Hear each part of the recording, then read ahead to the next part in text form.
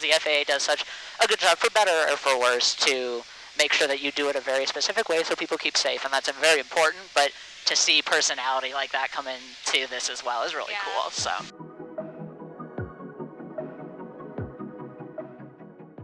Alright, so what is the path to becoming an air traffic controller?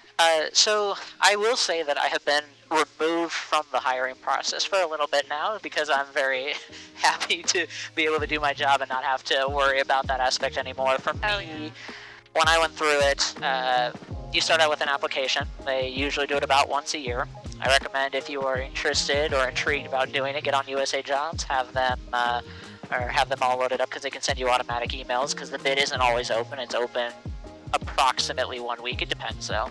And then basically you send in your application. After that, they get you all fingerprinted, send you for your tests. The FAA provides a bunch of tests that are supposed to determine whether or not you can be a good controller, the attributes, etc., etc. And after you complete those, basically wait for them to give you a call and say, hey, we want you to show up for your class date. So. Yeah.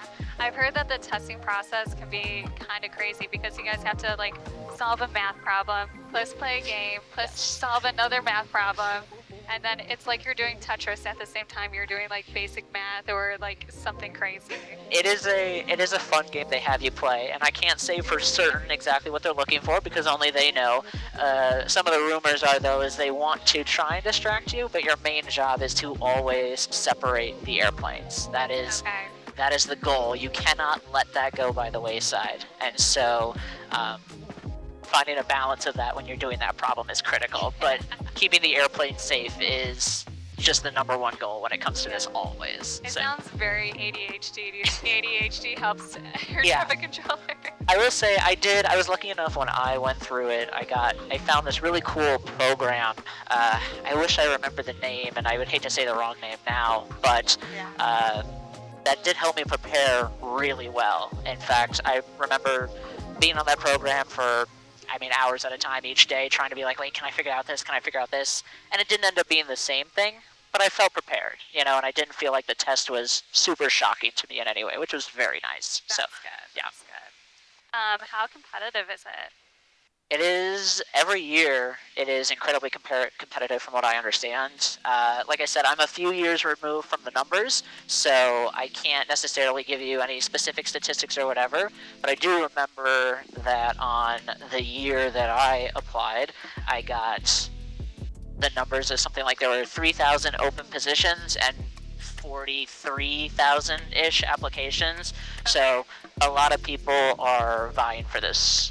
To do this, which is good. We need definitely a lot of people to keep interested, keep doing this because it's incredibly important. So yeah, that, and then also like they help with your workload too because you guys get overworked constantly. I feel like, especially on bad weather days. But that's also just because it's bad weather. Yeah, that is always the crux of what we get to do in those weather days. But to have more people around to help this and help some of the time and be able to provide new perspectives is always going to be fantastic. And anything to get through a weather day is great. So can't argue with that. Which, by the way, I never even started the podcast. Hi, guys. Welcome to Conversations in the Cockpit. This is Ian. Hello.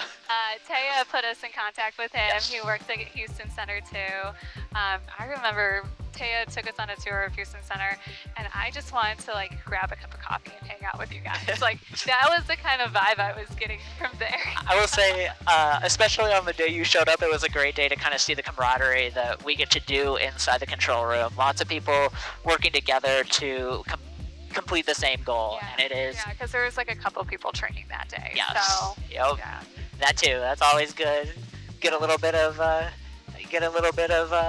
training going. Make sure the next group of people can proceed forth with what we're doing. So. And it was very cool, just kind of seeing. So they keep the room super dark for you guys. You guys have 3 screens in front of you constantly. Yep. There's information on one. You see the actual airplanes on another. Yep. And then it's just. It was really cool seeing it. If you guys ever get the chance to tour any kind of center, air traffic controlling center, it's totally worth it. It kind of helps you see the other side, which I think is important as a pilot because we're up here in this cockpit. This is what we see. You guys see something not what we see at all. Different. see aviation from a whole nother light. I also second that. I can't recommend that enough for new pilots, especially if you're ever feeling a little nervous or apprehensive about any of those things that you're learning. Come see the ATC side of it, because we'll be happy to talk to you as much as we can too, and you'll be able to really get hopefully an insight to that. I also had a question for you, just a quick question for you. You've had a lot of people up here, so many different people from so many different perspectives. What has been the most insightful perspective for you, being that you're a pilot, done with commercial, done with those first couple steps there, or huge jumps really, and now how do you... That's a tough one. Honestly, I would have to say you guys, just because, like, you know, I hadn't talked to like any air traffic controllers. I hadn't seen the other side. So seeing that was very cool. Also, talking to people who have been in the military, because like I had been considering military, I just didn't want to be stuck in the military. And they're all like super appreciative of their military experience, but they also recognized when it was time for them to get out. That's fair. That's fair. Yeah, talking to them has been like very cool, because I know nothing about the military.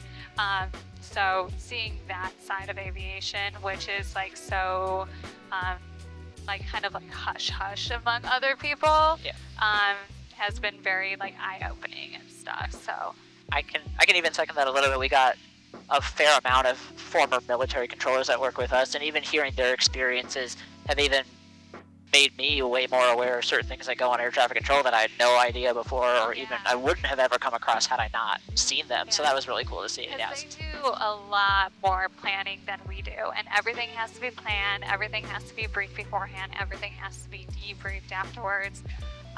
We're so lucky in GA. We kind of like just free up. right. Not completely free ball. We still do our like performances and weight balances and everything like that. But for the most part, like especially if you're flying from like class G to class G, like you don't have to talk to anybody if we don't really want to. You're just sitting up there enjoying the scenic view go by. Yeah. You should talk to people. That's the other side of this. But we are there to help you. We're happy to talk to you.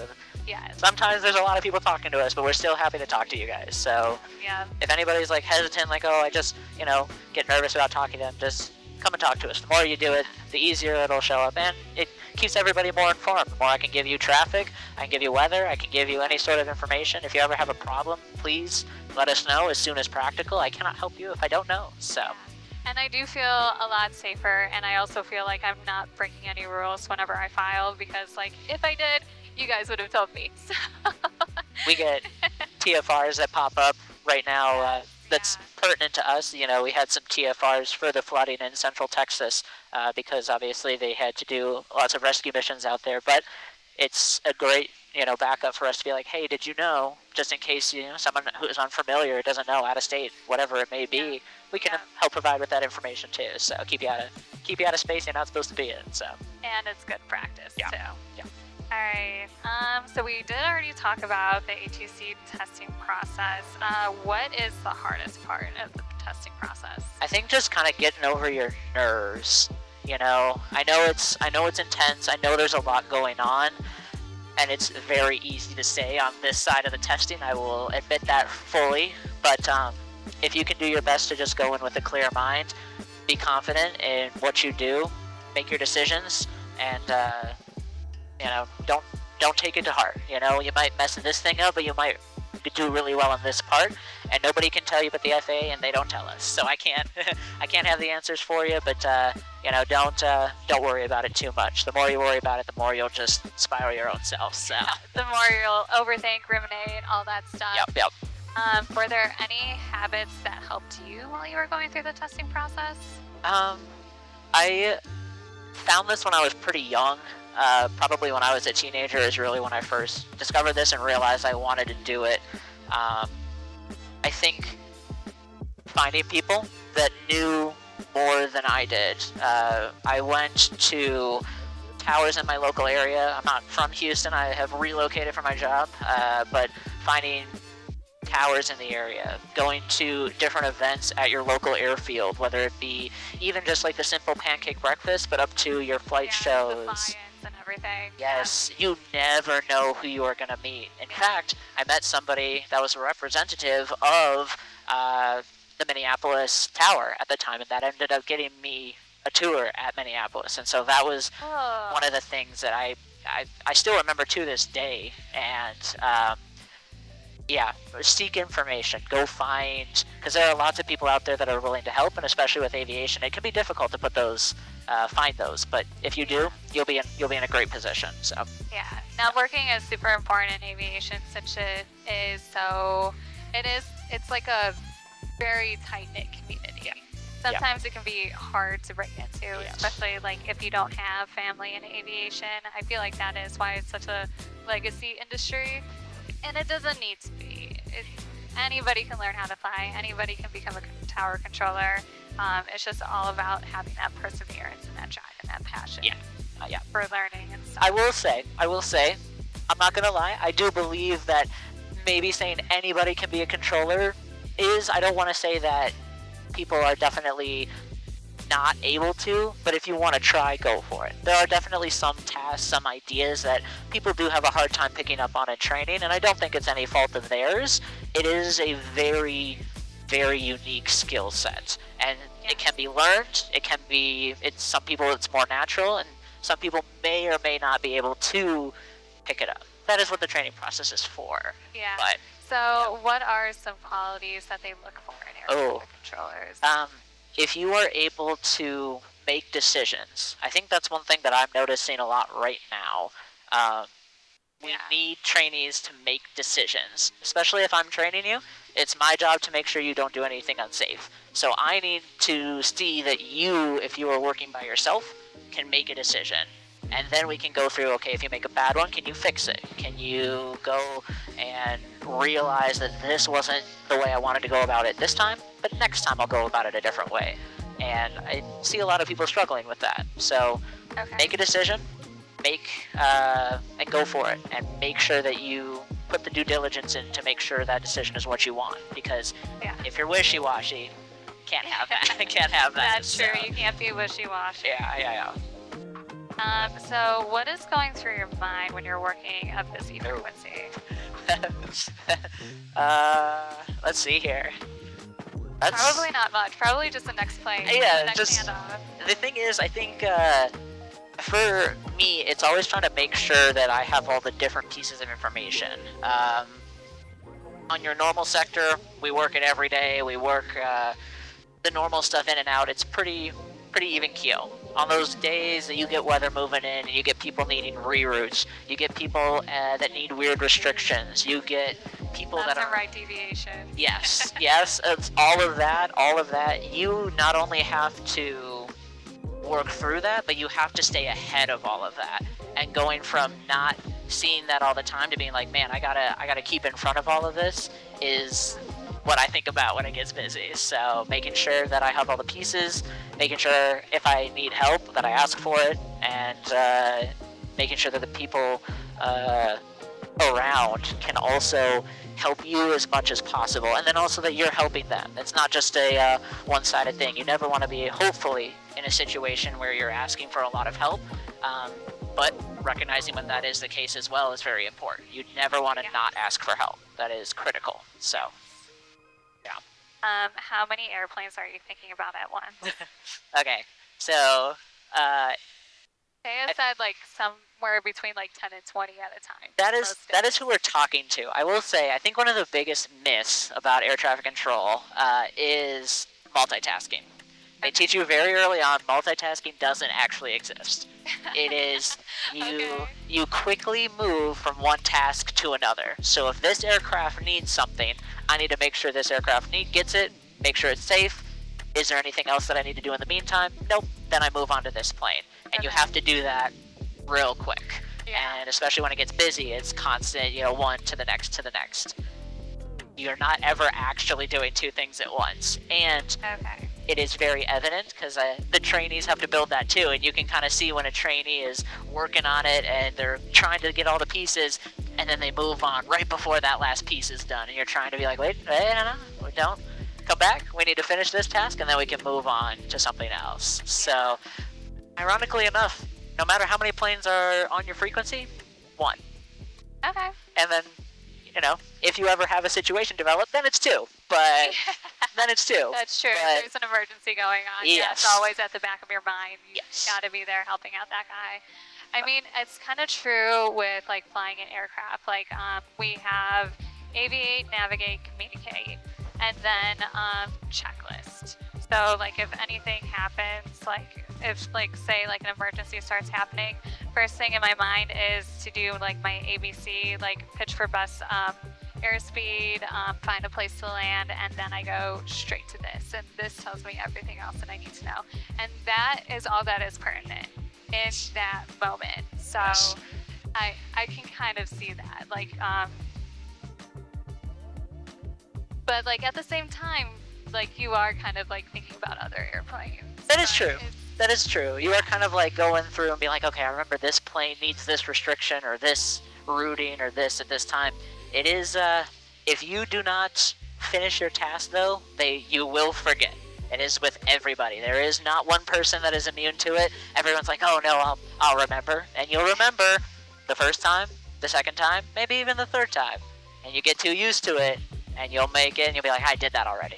Completely forgot, So yeah. careful with it. But it Do is. you guys ever have to do like retesting to like re-up your skills or to recheck your skills? We do have recurrent training every year. I Okay. think the only reference that I know would be commercial pilots. I believe they go to the sim, right, every year. I do not know for sure, but biannual flight review, Okay. and then for airliners, they have like their own kind of Okay. like Yeah, training that they adhere to. I wouldn't call ours. I would not call ours as strict probably as a biennial flight review, but Okay. they always throw us situations that we do not see every day. Stuff like losing mode C. If a pilot that you're expecting to do their clearance doesn't do their clearance, and how you recover from that. Emergencies, all of that stuff they do try and give you once a year, so that even if you don't see it every day, you still are re-upped on that. And then also throughout the year, they do have trainings that are not necessarily in the lab, but they have courses, I guess, online courses for you to run through to make sure that you are still thinking about some of the not always seen things like visual separation, or at least again in the en route environment. I know the Tracon environment and the tower environment I believe uses it a lot more, but in the en route environment we don't see it all the time. And so Okay. yeah. So Do they ever take like real life scenarios that had happen as part of this training? I wouldn't say necessarily like a one-to-one copy of a scenario, like they don't pull a scenario from the floor and then recreate it one for one, but Okay. definitely, things that happen, right? You gave a pilot a clearance and you missed a bad readback, or you gave a pilot a clearance and they just do something that you're not prepared for, or, frequency goes down. How do you stop scrambling, and how do you think to use guard and maybe some of the companies to go and get a hold of all of these airplanes so that we can get back in contact with them as quickly as possible. Yeah. So, yeah, but not a one-to-one copy, I wouldn't say, no. Okay.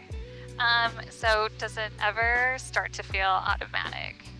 It does, and that's what you have to fight. Okay. I think maybe it's the same thing for pilots, in the sense that Oh yeah. you don't. Complacency. Right. Oh yeah, and that can happen too, because you see the same things. A lot of people are like, oh, it's super stressful and it's super this, and you always must be on edge. And no, like the normal traffic we see day in and day out. We see same people going to Houston, same people going to the west, same people going north to Dallas, and An uneventful flight is a good flight. yes, yes. But if you start getting into the habit of being like, well, I saw this plane doing this, even maybe the same call sign every single day doing the same thing, you will then forget potentially the day that there's traffic there that you didn't anticipate. And so making sure you don't just assume you know what's going on is critical. So, yeah. That is, yeah. That's why you have to get proficiency training, currency training. Yeah, because complacent pilots get killed. I'm sure it's the same for controllers. Controllers, controllers Well, you guys don't get killed, but we don't, yes, but we can put people in unsafe situations, and obviously we want to minimize that as much as possible. mitigate risk always. I Yes. feel like that's what aeronautical decision making is just all mitigating risk. Yes, yes, yes, yes. What's something pilots do that makes your job harder? Oh boy. I'm sure there's like pet peeves here and there, but Yeah, I mean, makes it more difficult. I would say not listening. that I think that would have to do it, but I usually don't necessarily think that makes my job harder, just because it's more along the lines of I just have to do it again, right? I have to give you another clearance. It's more just I was hoping to use this time to do something else. I would say the thing that makes my job harder is on weather days, and I know it's difficult, right? I know all the pilots there, you guys got hundreds of passengers on board trying to maintain the safety for them, for yourselves, all of that. But on weather days, when we're, giving reroutes and people are running low on fuel and you need people to be compliant with instructions for safety, I hope people understand that the controller themselves is not making the decision on a lot of those, big reroutes. I want to get you to where you want to be as much as possible, but I also need to help the next sector out. And if the next sector cannot accept a shortcut, I can't necessarily engage in a conversation about that, especially when I'm busy. And I know people are like, okay, but our fuel is getting low, and if your fuel is getting low, yes, reach out. That is high priority for sure.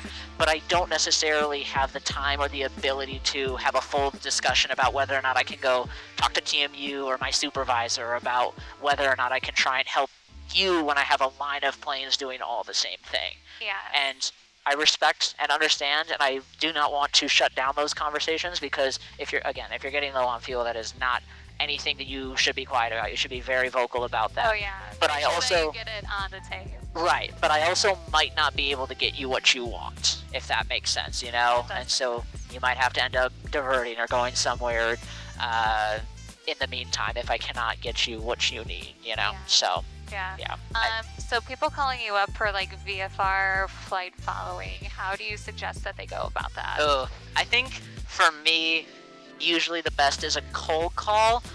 Just make sure that you say it not as fast as possible. Just make sure that I can catch all of your numbers. Because the way that I do it is if I hear a call sign, for example, November 12345, the first thing I look is to my departure list, see if I have a departure. If I don't see a departure, I click the code and I go 12345, and then I type it in, and then I say, hey, November 12345, squawk 4571, or whatever it may be.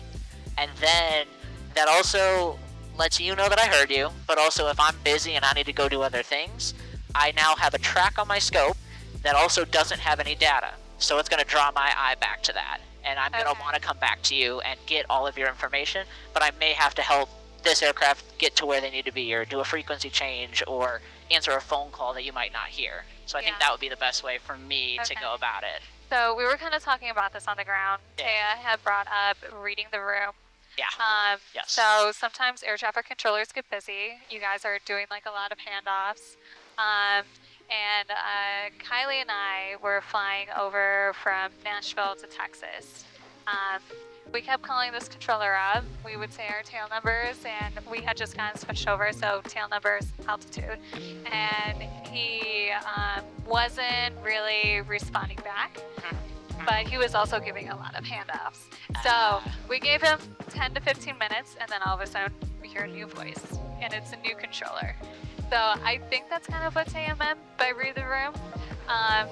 So yeah, any thoughts on that? Yeah, there's definitely a lot of things it could be, especially in a low sector. Remember, that controller also might be talking to flight data. We give clearances through flight data, and we go off the frequency for that. And we can hear you guys calling through the loudspeaker, but we have to make sure flight data reads back the correct clearance. And so there are a whole bunch of different reasons. Also, if you heard him giving other frequencies, or other frequency changes rather, your frequency that you were on may be weaker in that area, maybe, maybe there was just an issue, not that it appears that the radios are out of function, but, radio issues happen every now and again. It may just have been We were hearing him, so like yeah. we knew that like he could hear us, but There's also a chance that you were just like perfectly stepped on every time. There's a chance, and then he was saying a lot like, all right, there's a lot of frequencies calling me. Give me a sec. so there you go. So, I think yeah. then you did the right thing. After 10 to 15 minutes, even then, right? If you're hearing them, there is also, hey, if they need to reach out, they will reach out, especially after that. If you never actually establish communication, go back and be like, hey, or even do something like, I don't know, hey, Center 2950 Romeo, any ride reports ahead? Which, at 3.5 might not be. Might not. It was so funny when Taya told me that our pet peeve was people not taking the switch, because I had kind of developed a habit of not taking the switch because I would just get a Roger, and I was like, all right, does that mean that I shouldn't have said anything? And No. like, no, it doesn't mean that. No, That's kind of like the loss in translation. Yeah. This is why it's so important to go see Center and talk to air traffic controllers. I have learned so much. Just in like the past 20 minutes of us talking at the ground up to now. Awesome.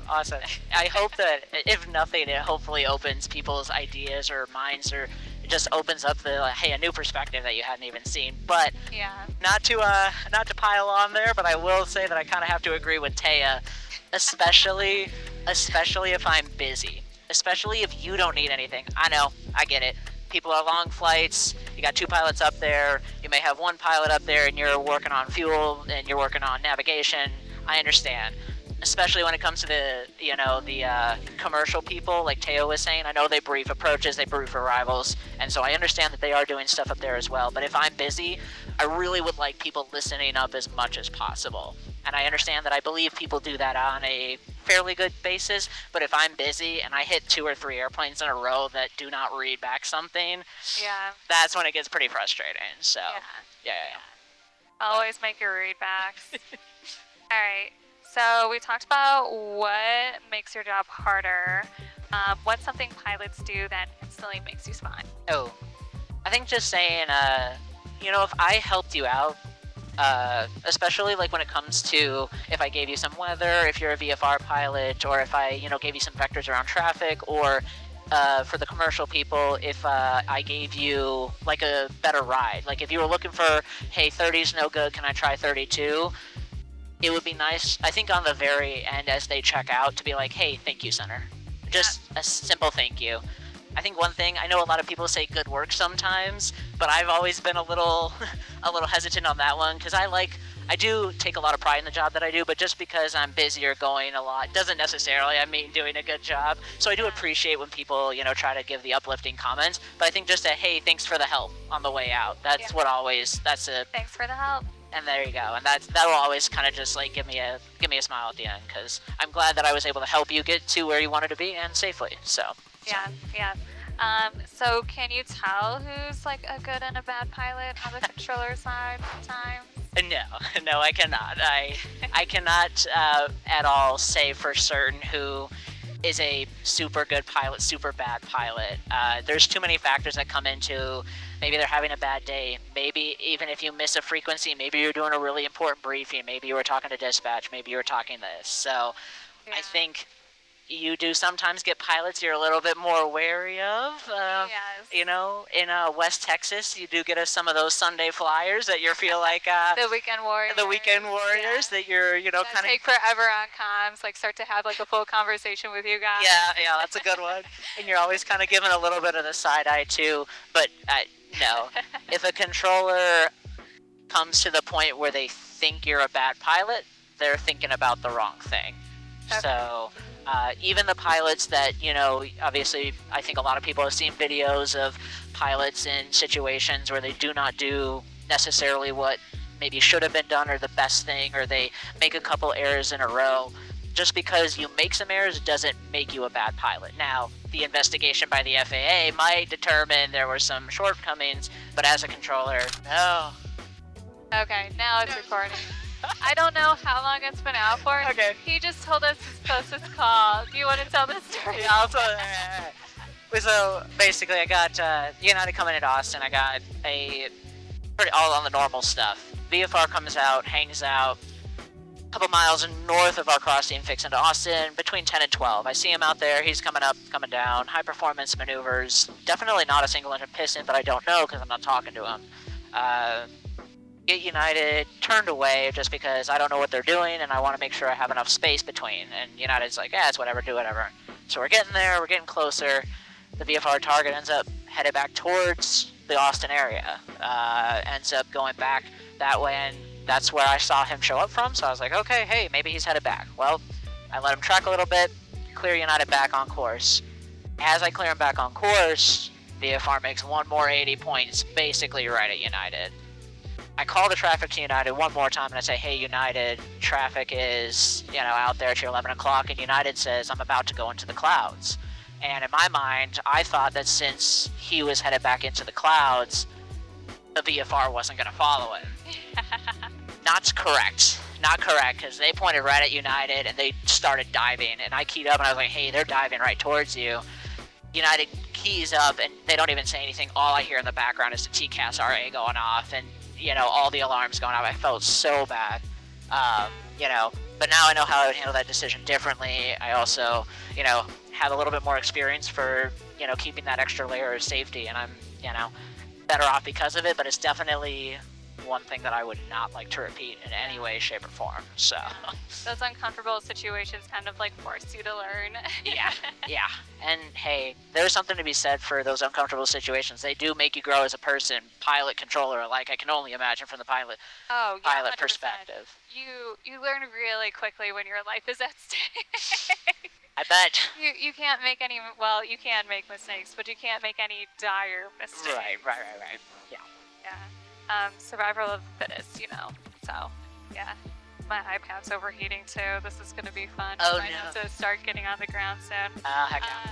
But I definitely do want to get to this question. Yes. Has using VATSIM actually made you a better controller? Yeah. I was lucky enough. I started VATSIM when I was 15. Didn't do it super regularly until I was about 17. And then once I graduated high school in 17, I spent a lot of time on VATSIM.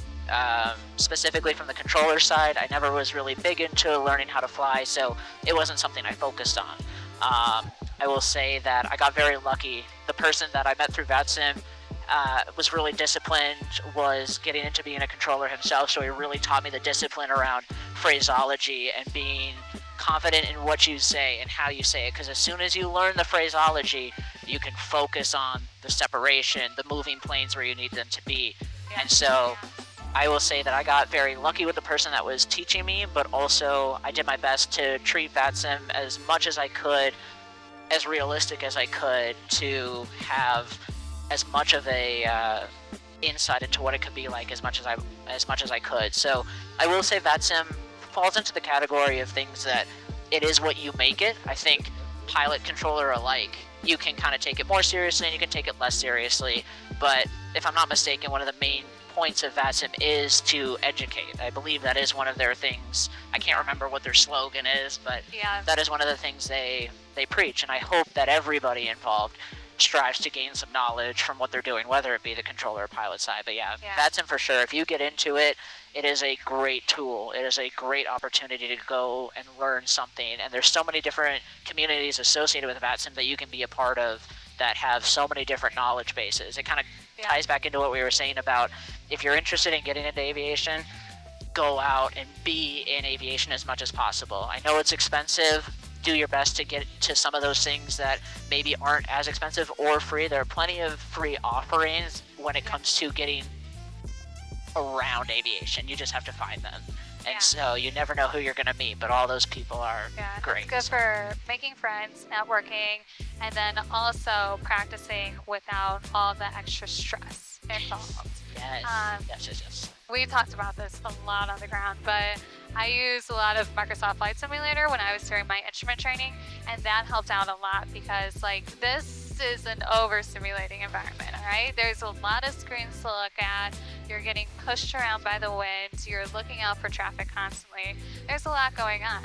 And then on top of that, you have to brief approach plates, and then you have to follow the approach, and then you have to shoot the mist, and also making calls. So practicing with the simulator really helps take all the stress out of that situation so you can actually learn, so that when you do rent the plane and spend the money on an instructor and AV gas, you are prepared for that lesson. The more you do on your own, the cheaper your flight training will be. That is just Yep. plain and simple. Plain Yep. and simple. So any knowledge that you can pick up on your own that you don't have to pay someone to teach you will pay off in the long run, especially for people that might struggle with studying. I get it, I understand, especially a lot of those regulations, they can be dry, but you put in the work to commit those to memory and you don't even have to think about them. You're just able to run through them, run through your procedures. It makes the time in the plane. And then you can also do fun stuff. Like one time I flew a Boeing 737 into a hurricane. There we go. There we go. I wanted to see how far into the hurricane I could go. Only got 30 minutes into that flight. Yeah. But still, it was kind of cool. And then, you know, if you want to do like a barrel roll in a Cessna, you could do a barrel roll in a Cessna.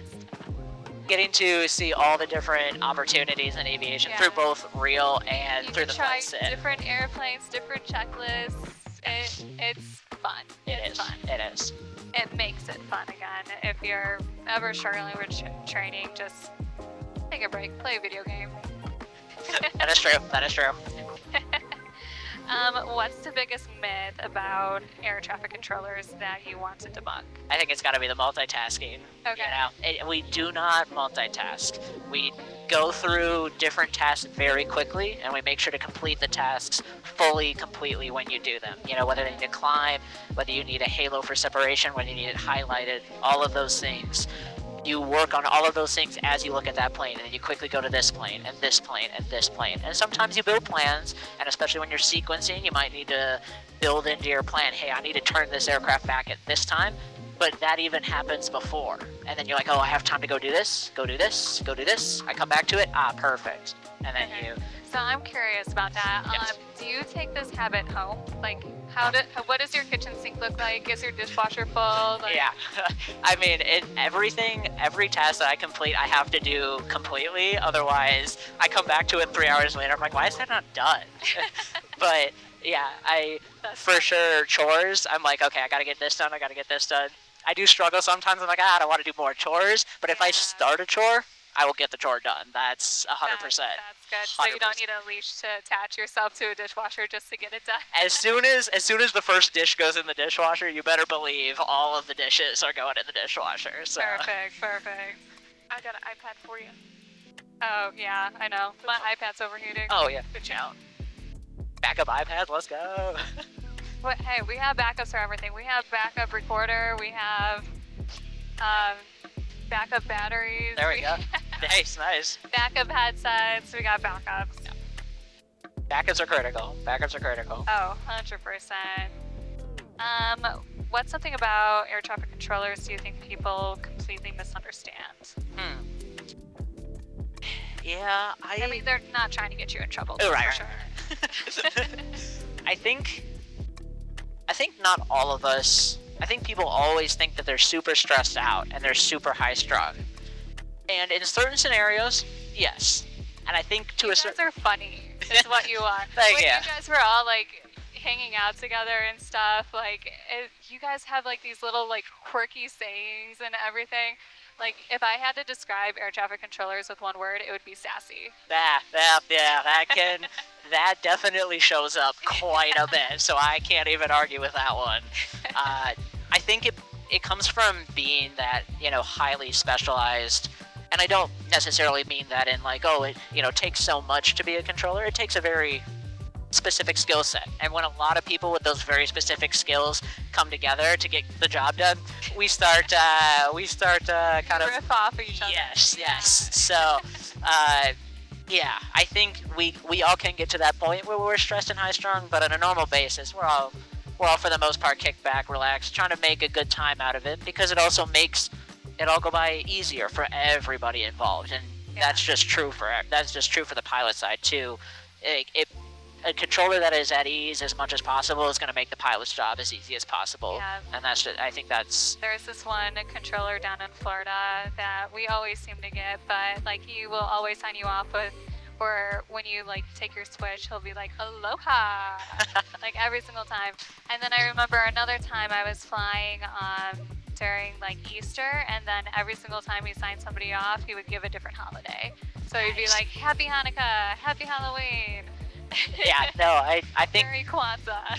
finding people that again get into the ability to be able to do that and have the lightheartedness with it is critical. You don't want to necessarily degrade it to the point of safety being safety being compromised, but don't be constantly meowing. No, but a good quip here or there goes a long way to make everybody feel better, and that's important in this industry. So, yep. So, what is the funniest or weirdest transmission you've ever heard? Besides guard mewing, or meowing rather, I think some pilots the pilots that get it when they check in, especially the commercial ones that check in and go at 2 o'clock in the afternoon on a Wednesday, go, hey, checking in 370, request direct hobby. Yeah. I appreciate those jokes. That makes me laugh every time because I'm a nerd. They know they're not gonna get it. Wait, what do they say? They say request checking in direct to hobby, Houston hobby. They request direct to their major international destination in the middle of the day. They know they're not getting it, but they understand the joke. They understand, and that always makes me laugh. I will say the weirdest. We get some strange requests. I mean, we get people wanting to, spin in circles. We get people wanting to go over lakes, and they're like, hey, can I just deviate over here? But I want to do this. I think training pilots usually give some of the more weird ones because you know what they're trying to say, but they sometimes don't get all of the right pieces in the right order. But that's where we come in to try and help you. Again, don't ever feel ashamed or abashed if you don't make a radio call perfectly, but you will get some creative controllers will get the gist, and they'll help you out from there. I mean, I have definitely had my fair share of struggling on the comms where I'm just like, I don't know exactly what I'm saying, and I know what I want to do, but knowing the terminology to ask it. I think I just remembered the best one that I've heard is I heard a student pilot solo one time. They checked it, and that's all they said. They said student pilot solo, and I had not heard it from anybody yet, and I was very confused. I'm like, well, last aircraft calling again? They're like, they're so nervous, and I hope to whoever that pilot was, you made it, and that's what's important. But that one still comes back to me to this day. That one's funny. They're probably working for the airlines right now. So, we've all been there. We've all struggled. All's well that ends well. So, yeah. Have you ever had to mute yourself from laughing? Oh yeah. I mean, the conversations that go back on between us, they'll try. You'll be in the middle of a transmission, one of our minus major reroutes or whatever, one of the lengthiest transmissions, if you will, that we do our descent via clearances. You have to say descent via the landing runway, or which direction they're runway, or which direction they're landing, and then the altimeter. And so you get a good 10 second transmission, maybe slightly less than that. And your coworkers will be cracking jokes next to you, trying to get you to screw up in the middle of that. So I have definitely been in the middle of clearances and had to unkey because they got me. So, but usually you try not to, giggle or laugh or huff into the mic, because then it just hurts everyone's ears, and you don't want to do that. So you just unkey and you. And you do kind of hear that every once in a while, when you're talking to controllers, you'll hear people laughing in the background and trying to keep the attitude light, and that is definitely important. But every now and again, they'll get you. Get you. You just gotta unkey. Yeah, you lose that transmission, you come back, hey, my bad, and I'll try again, so. Alright, so if every pilot watching could improve one thing tomorrow, what would you want it to be? I don't know if I know enough. I will say, I think this all kind of hopefully ties back in for people this is kind of becoming the If You're Afraid of the Radios podcast, but Don't be afraid of the radios first and foremost, but you stay ahead. Especially if you're flying into an untowered airport, grab your weather, grab your NOTAMs the closer you get. And I understand frequencies, you never necessarily, unless you're local to an area, you might not know the local frequencies. but be prepared. You can listen up, you can hear other frequencies that are being given, and you don't necessarily know. Yeah. But well, we have them all like right here. Oh. Like if you look up, so if we go to KDRK, like you go right here. So these are all of our frequencies. The problem is, like, sometimes you can't pick up like the ATIS or AWAS until you're like 60 nautical miles out. Fair, so fair. it's always just about waiting until like you can pick up the frequency. Yes, and being ahead as possible, right? The radio is obviously a limitation, but if you're getting close to your airport, expect to have a transmission that's like, hey, radar service is terminated, or reach out in anticipation. That's actually another good one. VFR pilots that just go into their airport. Yeah. To be fair, I definitely have lost a few or forgot to change some, but if you don't actually sign off, I have to go look for you. So even if you're VFR and you're like, I'm really next to my airport and this person's really busy, I have to find you. So if I lose you, I gotta call the airport. So if we're really busy and you don't feel comfortable stepping in, you make it on the ground, please call the flight data number, because the flight data number can get to us, and then we can be like, okay, they're safe on the ground, and now I don't have to worry. So that's a good one too. But stay ahead. And I know they teach that all the time in the plane, but the more ahead you are here, the more ahead you can be in the transmissions, and the easier both of our jobs will be. Yes. So pick up your weather, decide which approach you're doing or which runway you're landing on, communicate it as soon as possible, and if you need help, ask for it. If you need the weather, ask for it. I have access to a lot of the local area weather. If you can't pick up the weather, I can usually get either a hold of that weather or nearby weather to help you too. So we have this pretty cool thing over here. We can actually read the METAR. Whoa! Isn't that awesome? I have not seen that. It's been so long since I've been in a small plane. I have not seen any of that. That's so cool. Yeah, the touchscreen is annoying, but this can do a lot of stuff, so it's very awesome. Okay, so whenever I'm struggling to pick up weather, I just kind of go here first, or I'll look for an airport that's close by to gauge which runway I think I'm going to be landing on. But yeah. Fair enough. Yeah. We always try to get that information to you guys as soon as possible, because I know it helps with your planning and stuff like that, and then you guys don't have to worry or stress about us. Right. So yeah, it's all about taking the stress off of other people, because we're already all stressed. We're all working together to get everyone where they need to be safely, efficiently, and hopefully comfortably. If we can get comfortably, that's even the bonus right there. So without having to issue any phone numbers. Right. Yes. Do you ever look at those Valentine's memes where it's I have a phone number for you? I've seen them. I'm lucky that I have only ever had to I've actually given more phone numbers for stuff that's happened in other people's airspace. We got a call from some approach and hey, that airplane, we need you to tell them to contact us. But I've only ever had to give one number to one pilot, and so I'll hope to keep that going. So, but how often do pilots actually accidentally scare controllers? Accidentally scare us? I would say I don't necessarily get scared. There was one.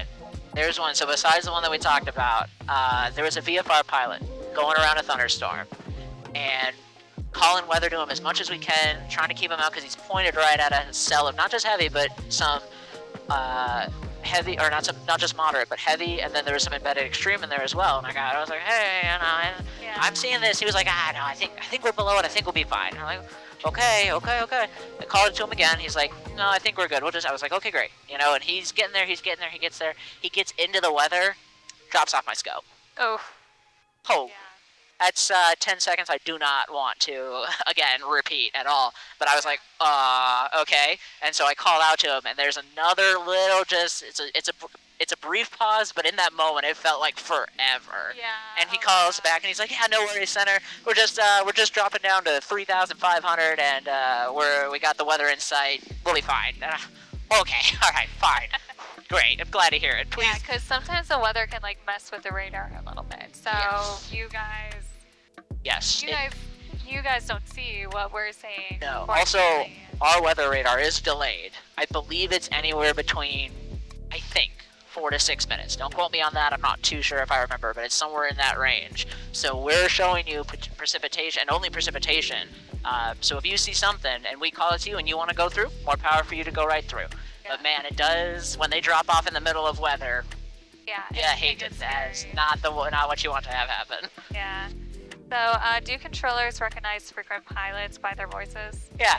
In fact, I'll give a shout out to two of them here for you. I won't give their tail numbers because we don't want to, but I know who they are. It's one of them that flies out in West Texas to his own private ranch for the most part. Never see anyone else go in or out, and he's always thanks for the ride on the way out. So if you're out there and you see this, you're great. And then there's another one that flies into and out of one of the more popular reliever airports, and he always says, "Appreciate you as always." And, no, I tell you what, sir, we appreciate you just about more than anyone else. So if you're out there, you both know who you are, and I do recognize you, and y'all are great. So thank you for all the help that you provide us, because it doesn't go unnoticed. So awesome. For sure. Hey guys, thanks for watching another episode of Conversations in the Cockpit. Make sure that you like, subscribe, follow me on Instagram, comment, any way you guys want to engage, so that we can continue these conversations. Anyways, I hope you like this episode. See ya!